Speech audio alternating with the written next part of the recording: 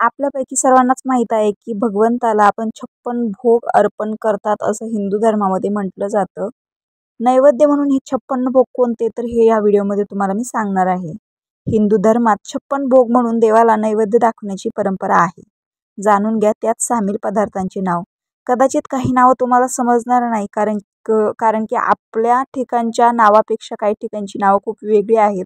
खूप पदार्थांना नावे वेगवेगळी ठिकाणची वेगवेगळी दिलेली आहे. त्यामुळे तुम्ही यूट्यूबवर गुगलवर सर्च करू शकता जे नाव तुम्हाला समजणार नाही ते.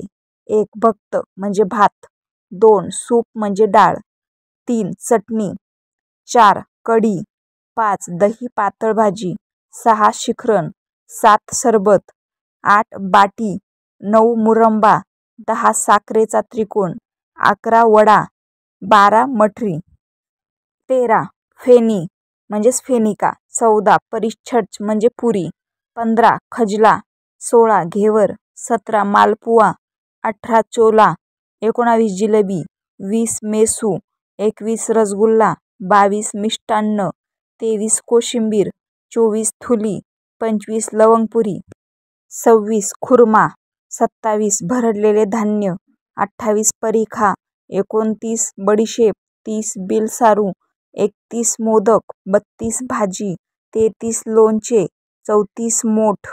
म्हणजे त्याच्या पुढेही नाव आहे पण ते नाव तुम्हाला समजणार नाही, त्यामुळे तुम्ही ते यूट्यूबवर गुगलवर सर्च करू शकता, नाहीतर स्क्रीनशॉट मारून सर्च करून तुम्ही बघू शकता काय नाव आणि त्याचा अर्थ काय आहे. 35 खीर, 36 दही, 37 गाईचं तूप, 38 लोणी, 39 साय, 40 रबडी, 41 पापड, 42 काकवी, 43 लस्सी, 44 सुवत, 45 मोहन, 46 सुफला म्हणजे सुपारी, 47 वेलची, 48 फळ, 49 तांबूल, 50 मोहनभोग, 51 लवण, 52 कषाय, 53 मधुर, 54 तिक्त, 55 कटू, 56 आम्ल.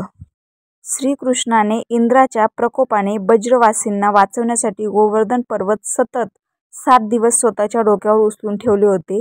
एवढेच नव्हे तर या 7 दिवसात श्रीकृष्ण उपाशी होते.